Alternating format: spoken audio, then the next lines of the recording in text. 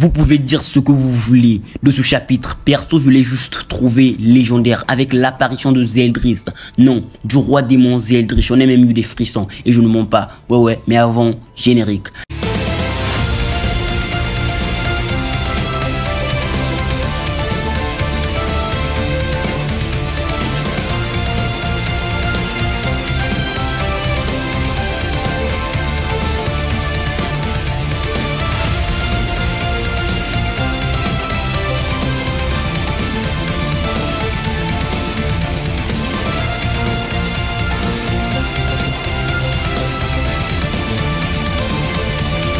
Yo les bros, ici Big Manga, j'espère que vous allez bien, Capeur ça va. Alors aujourd'hui nous nous retrouvons pour la revue du chapitre 103 des 4 chevaliers de l'Apocalypse. Venez au royaume démoniaque, un chapitre juste incroyable qui jette à la poubelle ce que nous avons eu dans les Seven Deadly Sins avec le fait que Melodas doivent aller au royaume démoniaque et ne devra donc plus jamais revoir ses compagnons à cause du miasme de ce royaume et de la toxicité du royaume bien évidemment.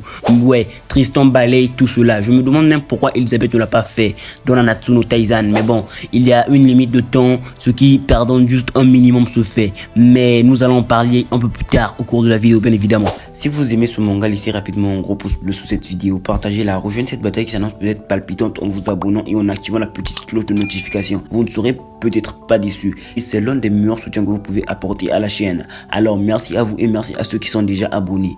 Laissez un petit commentaire sur votre ressenti et autres concernant cette vidéo. J'essaierai de répondre s'il y a des questions bien évidemment. N'hésitez pas aussi à rejoindre ma seconde chaîne, mon Twitter et mon Insta. C'est gratuit et ça me ferait énormément plaisir. Merci à ceux qui le feront. Et pour votre plus grand plaisir à vous, il y a aussi le groupe Discord et Facebook.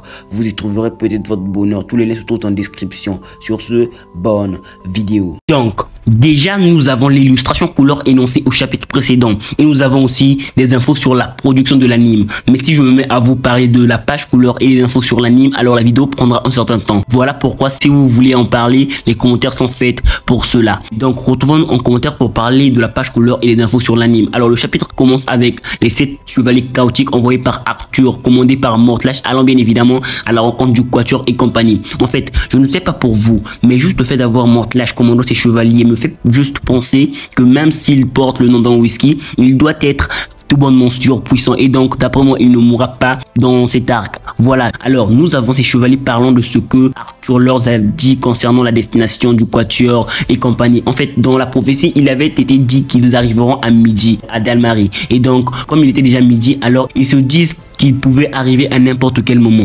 Nous avons la révélation du nom de l'un des chevaliers chaotiques accompagnant Mortlash et sans grande surprise son nom est Brakla et comme je m'y attendais c'est encore le nom d'un whisky donc nous allons vite l'oublier. Je me demande aussi puisque c'est Ironside qui a choisi ces chevaliers si ces chevaliers sont les mêmes chevaliers vus dans les visions de Guenièvre ou à travers les expressions du Lancelot du futur à cette dernière bien évidemment. Alors Brakla utilisera un télescope magique lui permettant de voir et d'écouter à plus de 10 000 mètres de distance, donc vraisemblablement 10 km de distance. Alors il l'utilisera et avec cela il pourra voir le Quatuor arriver. Nous pouvons aussi voir les dialogues de ces derniers grâce à lui bien évidemment. Alors ils se demanderont où ils allaient car ils étaient sur le point d'atteindre Dalmarie. Nous avons Brakla remarquant bien évidemment que le démon Lo était avec eux. Il se demandera ce qu'elle faisait avec le Quatuor et compagnie. Nous avons Mortlash lui disant de ne pas manquer un seul truc de leur discussion mais bon il le savait déjà. Alors nous avons une case qui semblerait assez basique pour certains, mais qui laisse place à des théories justes sur ce fait. Alors, nous avons Percy demandant à Lo d'où lui connaissait-elle, car il ne se souvient pas l'avoir rencontré dans le passé. Alors, Lo lui dira qu'ils s'étaient déjà rencontrés dans le passé et qu'ils l'avaient tous, probablement les démons, adoré. Elle trouvera dommage qu'ils ne s'en souviennent pas. Alors déjà juste ce fait m'a fait penser à la chose suivante. Je sais pas si c'est complètement dingue ou si ça a du sens mais bon je me lance. Alors j'ai pensé que Percy pensant qu'il a vécu pendant 16 longues années sur le doigt divin avec son grand-père se trompe lourdement. Pourquoi je le dis? Eh ben c'est juste car je crois qu'on lui effaçait constamment la mémoire pour ne pas qu'il se souvienne avoir descendu le doigt divin pour rencontrer d'autres races car selon moi ça ne s'est pas juste arrêté aux démons. Oui, et déjà le fait que Lo soit étonné concernant le fait que Percy ait oublié ces événements sous-entend d'après moi que ce dernier n'était pas un bébé lorsqu'il a rencontré Lo. D'où l'idée de l'effacement de mémoire constante. ou encore de l'altération constante de ses souvenirs. Je sais bien que c'est farfelu cette putain d'idée, mais bon, c'est bon de vous en parler juste au cas où. Peut-être que c'était lorsqu'il était bébé. Oui, même si je ne crois pas du tout à cette possibilité, comme je vous l'ai dit, tout est bon à prendre. Anne s'étonnera que Percy ne se souvienne pas avoir rencontré une femme aussi sexy que Lo. Mais bon, Percy croit dur comme fer qu'il a vécu pendant ces longues années avec son grand-père sur le doigt divin. Alors Anne remarquera qu'elle ne montait pas, donc vraisemblablement ce que dit Lo est vrai. Alors Nazian va émettre l'idée concernant le fait que ce soit Lo qui ait appris à Percy la langue démoniaque, et donc je sous-entends aussi personnellement que ce soit Ban qui ait appris à Percy à cuisiner, car n'oublions pas tout de même que Percy est un véritable cordon bleu en cuisine, comme bien évidemment Ban, le renard de la variété Seven Deadly Sins. Mais arrêtons un peu par là, car nous devons parler de ces chevaliers chaotiques, sinon j'oublierai de le faire par la suite. Alors, le nouveau groupe de chevaliers de Camelot a fière allure. Il pourrait probablement être la réponse d'Arthur aux Seven Deadly Sins. Ils ont certaines des meilleures conceptions d'armure à ce jour. Pour preuve, leurs conceptions d'armure sont bien meilleures que ceux des talismans obscurs. J'ai un œil sur le chevalier à 3 visages qui était là quand le mage avec la cape les a mis au courant de la prophétie concernant les 4 tueurs de l'Apocalypse au chapitre 6. Et il était également là lorsque les chevaliers du chaos sont venus à l'UNES sur leur dirigeable, debout devant et au centre avec Ironside et Mortlash au chapitre 80, si je ne dis pas de conneries. Je pensais qu'il pourrait même être l'un des 4 périls lorsque je l'avais vu pour la première fois, mais puisqu'il est sous le commandement de Mortlash, son rang ne doit pas être élevé. Pour ceux qui croiront à une possible résurrection de Tarmiel, l'un des 4 archanges, en regardant la visière à 3 visages de ce dernier avec Tarmiel possédant aussi 3 visages, et je vous dis clairement de ne pas avoir trop d'espoir là-dessus, car le casque de Mortlash a un visage sur le dessus de la tête, mais nous savons que sa tête est tout à fait normale en dessous. Mais bon, j'espère grandement qu'il pourra livrer une bataille juste épique qui m'offrirait des frissons, je vous le dis clairement. Et en parlant de, je suis curieux de connaître la personne au chapeau fantasy, et à en juger par l'artefact concernant la longue vue, il semble que ce groupe soit équipé d'artefacts du chaos. Il devrait donc être assez redoutable. Je me demande s'ils vont suivre le quatuor et compagnie dans le royaume des démons, car c'est leur destination. Mais cela semble être une idée absolument terrible pour un simple groupe de 7 personnes. Avec Zeldris, le roi des démons, les Indra errant dans le royaume démoniaque, une armée de démons, le miasme et puis le quatuor aussi, vraiment ça sera dur pour eux. 2 des 6 chevaliers ont survécu dans la chronologie d'origine à Dalmarie, mais je serais surpris si l'un de ces gars survivait à un voyage dans le royaume des démons. Mais bon, avec le chaos tout est possible, et s'ils périssent dans cet arc, je voudrais juste que l'auteur garde au moins Mortlash, oui, car perso c'est le genre de perso que je kiffe. J'espère aussi que l'un de ces chevaliers me donnera la plus grande satisfaction que je pourrais avoir dans ce manga en éliminant bien évidemment Shiot. Oui, je lui déteste énormément. Donc, vraiment, si un perso fait cela, alors lui aussi devra survivre à cette bataille.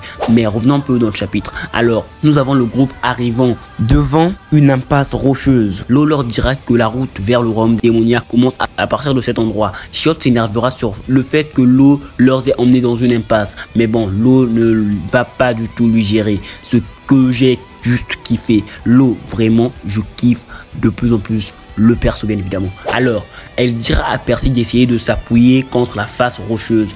Il l'essayera et alors son bras sera englouti. Alors, par curiosité, il fera aussi entrer une partie de son corps et nous avons juste une route tourbillonnante, bien souterraine à l'intérieur. Lo leur fera savoir que la frontière entre le royaume des démons et des humains se trouve tout en bas. Gouverne leur taquinera un peu en leur disant qu'ils pouvaient tomber au lieu de beaucoup marcher. Nous apprenons de Lo qu'il y a un passage vers le royaume éternel au royaume démoniaque, ce qui est grandement normal, car si les races non humaines ne peuvent entrer dans le royaume éternel, alors placer un passage vers ce monde de le royaume démoniaque est une bonne idée. Et qui sait ce qui arrive aux races non humaines qui essayent d'aller là-bas, car peut-être qu'ils ne sont pas juste expulsés mais subissent peut-être des dommages. C'est à prendre avec les pincettes bien évidemment. Et en fait il existe d'autres passages, mais bon, Lo ne connaît que ce passage. Alors nous avons Lancelot reprenant sa forme de renard, le bien-aimé Sind. Anne dira que son cheval Sylvain ne pouvait pas descendre. Tristan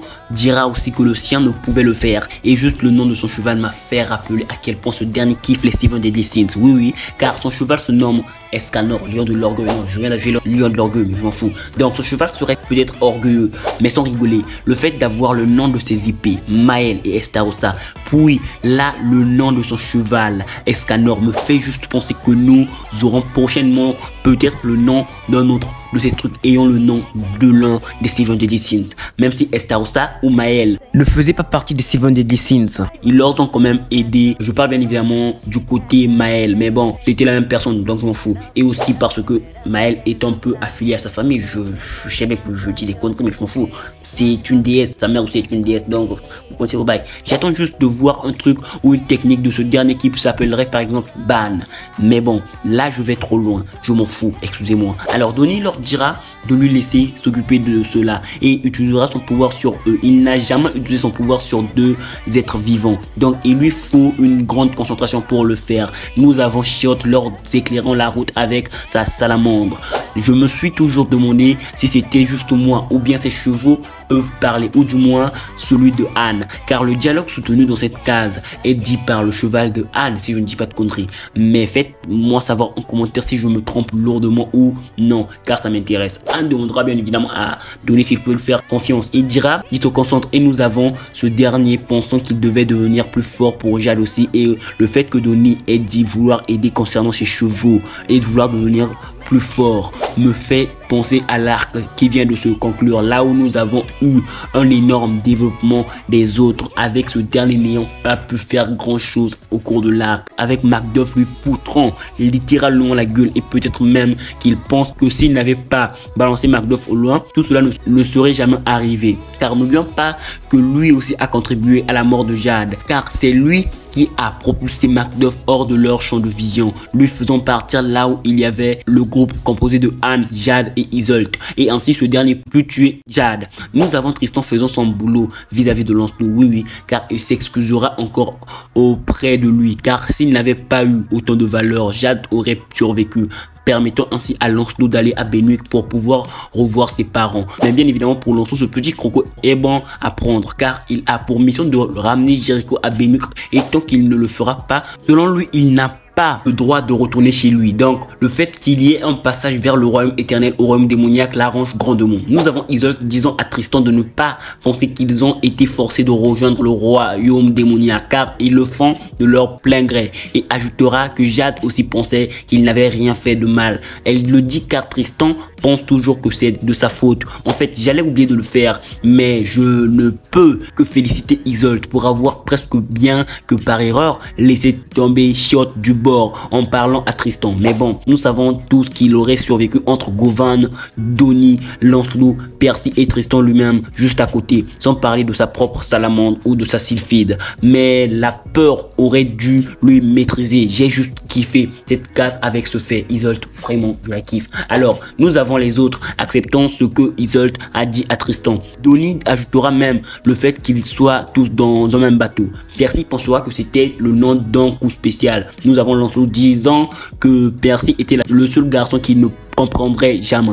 Nous avons de plus en plus de créatures bizarres à l'intérieur de la grotte, avec bien évidemment une petite lumière au bout de leur chemin. Ces créatures sont juste un indice leur montrant qu'ils étaient de plus en plus près du royaume démoniaque. Alors avant d'arriver au royaume démoniaque, Govan soulèvera 2 problèmes grandement importants liés à leur arrivée au royaume démoniaque. La première étant le miasme du royaume démoniaque étant toxique pour les autres races, et la seconde étant le fait que les démons ont détesté les autres races pendant 3000 ans bien évidemment. Donc il y aura forcément des démons qui vont mal prendre l'arrivée des humains dans leur royaume bien évidemment, même si nous avons eu dans le film 7 Deadly Sins, le second film bien évidemment, les démons ayant un peu accepté tous ces bails, mais bon, il y aura toujours ceux qui ne seront pas d'accord avec cela. Alors l'eau ne s'était pas rendu compte de ces problèmes. Le premier problème sera réglé par Tristan, utilisant bien évidemment le manteau du sang, et à la différence d'Elisabeth qui peut maintenir cela pendant toute une semaine, Tristan ne peut le faire que pendant 6 heures. Govan croira qu'il pouvait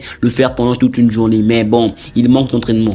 Et nous avons eu un truc assez intéressant vis-à-vis du ressenti des autres concernant le miasme du royaume démoniaque, avec Donnie, Naisienne et Anne pensant qu'ils pourrait mourir bien évidemment, et Percy pensant qu'il deviendrait juste hyper balèze. Peut-être que cela a été juste mis là pour nous prouver que non, Percy n'est pas complètement humain. Oui, donc la théorie concernant la race mixte est toujours valable. Et il y a aussi des gens qui spéculent concernant le fait que Percy soit la réincarnation d'un démon ou bien d'un truc du genre. Mais bon, perso, je ne suis pas du même avis bien évidemment. Donc d'après moi, Percy n'aurait peut-être pas besoin du manteau du sang de Tristan pour cela, car peut-être qu'il est déjà venu dans le royaume démoniaque avec l'eau, affirmant qu'elle avait déjà rencontré Percy dans le passé. Ce qui veut tout simplement dire que peut-être que Percy est déjà venu dans le royaume démoniaque et a pu résister au miasme. Donc il pourra bien évidemment ne pas avoir besoin du manteau du sang.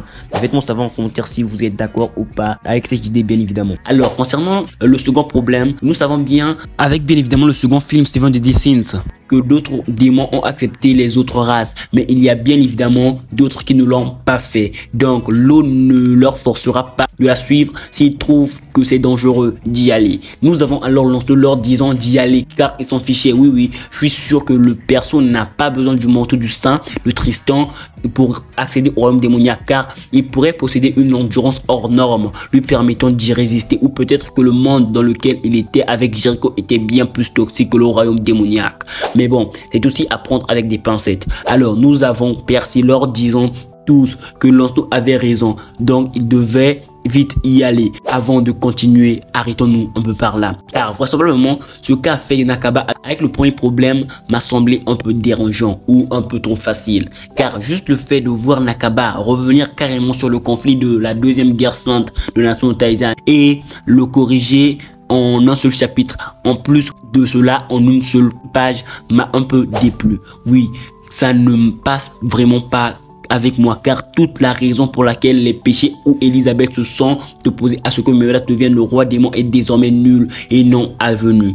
Elisabeth aurait pu leur accorder le passage tout au long de sa magie jusqu'à une semaine à la fois. Au lieu du récit à l'époque qui ne pouvait plus jamais revoir Méodas parce que le royaume des démons était toxique et corrosif pour tous. Avec ces derniers n'ayant pas de solution pour surmonter cela. De toute évidence, le père de Méodas l'aurait possédé de toute façon. Mais le raisonnement derrière eux se rangeant contre lui n'a plus de sens. Il n'avait aucune raison de ne pas l'aider à recueillir les condamnés pour briser la malédiction. Et en plus de cela, le sort lui-même est censé être une activation unique pour ses effets et n'a pas besoin d'être continuellement alimenté en magie pour rester actif comme un souffle de malédiction. Mais bon, si je me trompe, alors nous verrons peut-être Tristan éprouver une certaine fatigue magique, mais j'en doute. Avec une semaine par activation, Elisabeth pourrait maintenir le sort pendant une durée indéterminée et peut rester dans le royaume des démons, étant donné que le sort peut désormais être appliqué à d'autres, ce qui n'était pas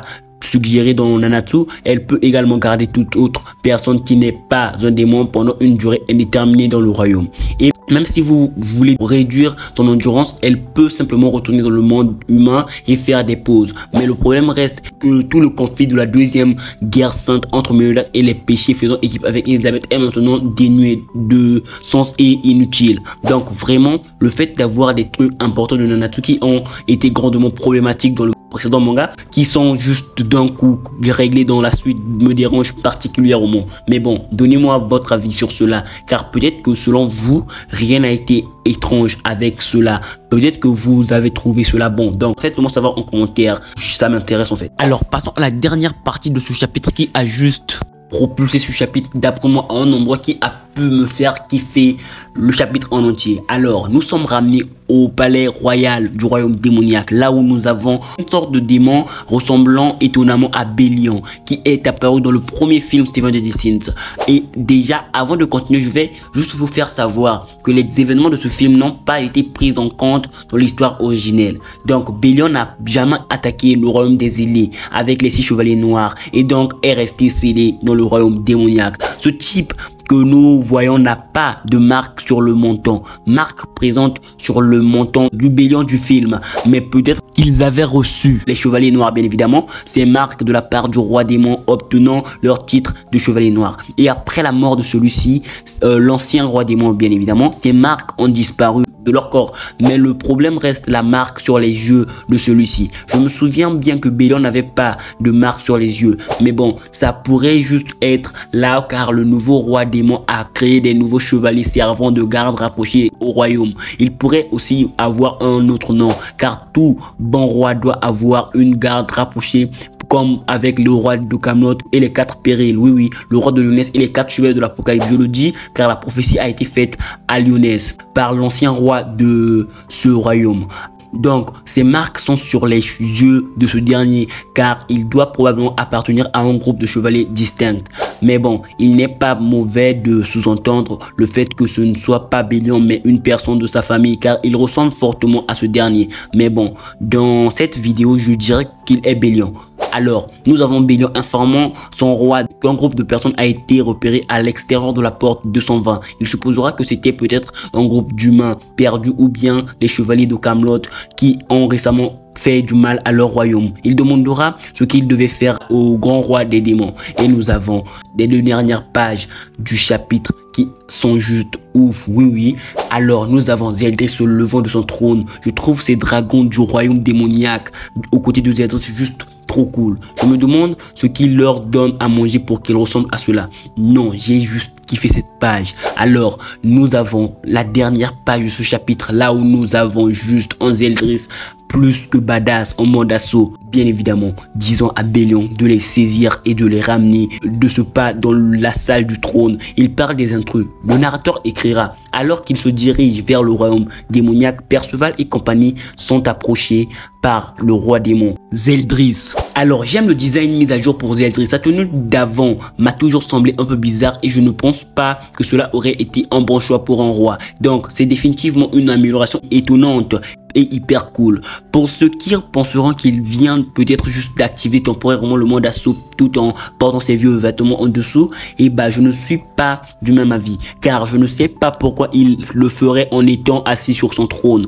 Le combo ténèbres plus bot rappelle un peu le roi démon en possession du corps de Midas. Idéalement, j'aurais voulu que Zeldris grandisse un peu comme lorsque le roi démon avait pris possession de son corps, mais je me contenterai de cela. J'espère que nous pourrons le voir en action à un moment donné pour établir qu'il est vraiment digne d'être appelé roi du clan des démons maintenant. Nakaba s'efforce de le faire paraître intimidant et potentiellement hostile, probablement pour tromper les nouveaux lecteurs. Mais bon, même après avoir un peu critiqué le fait que Nakaba ait un peu bâclé le conflit concernant la transformation en roi démon, forçant Midas à aller au royaume démoniaque et à ne plus revoir ses compagnons, et bah c'est quand même bien que Nakaba se soit souvenu du miasme du royaume des démons et l'ait réellement abordé. Le fait que Tristan soit capable de l'annuler presque sans effort est un peu discutable, bien évidemment. Je suis toujours là-dessus, bien évidemment. Mais au moins, il y a une limite de temps stricte. Cela pourrait créer une situation intéressante où ils doivent se dépêcher de rentrer avant la fin du temps imparti. Je pouvais aussi voir l'un des membres du groupe se séparer des autres et devoir se rendre à Camelot plus tôt pour échapper au miasme. Peut-être que cela pourrait conduire à une rencontre entre Perceval et Diodra. Cela expliquerait peut-être la scène où Mortlash a laissé des gens pour garder Diodra, car Percy finirait probablement par devoir les combattre. La curiosité de Diodra pour le monde extérieur pourrait lui motiver à s'échapper de Camelot avec Percy, causant ainsi plus de problèmes à Ironside qui est trop surprotecteur envers ce dernier. Mais bon, je pense aussi que Diodra a des gardes simplement parce qu'il est maladif. Je doute aussi que le Quatuor parvienne à atteindre Camelot dans cet arc, mais nous verrons bien ce qui pourrait se passer. Le prochain chapitre a pour titre Invasion au royaume démoniaque, ce qui veut dire que nous aurons probablement, à la différence du Quatuor, les chevaliers de Camelot entrant dans le royaume démoniaque. Perso, je vous fais savoir qu'avoir déjà au début les démons attaquer le Quatuor et compagnie serait selon moi juste redondant avec ce que nous avons eu durant l'arc lyonnaise, là où au début nous avons eu le peloton Tristan attaquant Percy et plus tard son peloton, et dans l'arc Walnak là où nous avons eu l'eau attaquant Tristan alors qu'elle était de son côté. J'espère donc ne pas avoir des arcs juste redondants les uns les autres. Alors j'ai particulièrement apprécié ce chapitre avec bien évidemment l'apparition de Zeldris. J'espère qu'il a eu un fils, sinon vraiment ça serait chaud. Et j'allais oublier de le dire, mais Thétis n'est pas de la partie car elle avait dit qu'elle ramènerait le corps de Jade à Lyonesse pour voir ses parents chialer la mort de leur fils et accepter de partir à Camelot lorsqu'Arthur leur proposera de revoir leur fils. Oui, c'est ce qu'elle sous-entendait en disant vouloir ramener le corps de Jade à Lyonesse. Le passage vers le royaume démoniaque avec ses pierres ressemble énormément à celui du passage vers les druides. Mais vu que la vidéo met assez de temps, je vais m'arrêter par là pour ne pas trop rallonger la vidéo bien évidemment. J'espère que ça vous a plu. Ça m'a pris quelques heures à l'écriture et presque une demi-journée au montage. Donc si vous likez, partagez et rejoignez la chaîne en vous abonnant, ça me ferait énormément plaisir. N'hésitez pas à laisser un petit commentaire sur votre ressenti vis-à-vis de ce chapitre car ça m'intéresse. La semaine prochaine, il n'y aura pas de chapitre donc on va faire avec. Et je vous sortirai peut-être probablement quelques vidéos déjà écrites qui n'attendent qu'à être montées. Mais bon, avec ma flemmardise légendaire, je pourrais oublier de le faire. Donc cette info est à prendre avec des pincettes. En plus, j'allais vous sortir une vidéo théorique pour le possible fils de Zeldris, mais je ne le ferai plus. Car ce chapitre a complètement ruiné la théorie sur ce fait. Donc, on se retrouve prochainement pour une prochaine vidéo. Allez mater cette vidéo sur Jujutsu Kaisen, histoire d'avoir plus de vues. Et aussi, car ça me ferait énormément plaisir. Car, putain, j'ai comme ça parlé du manga. Il y a aussi mes différents réseaux sociaux en description. N'hésitez pas à les check. Sur ce, je vous dis à la prochaine et surtout, bonne continuation.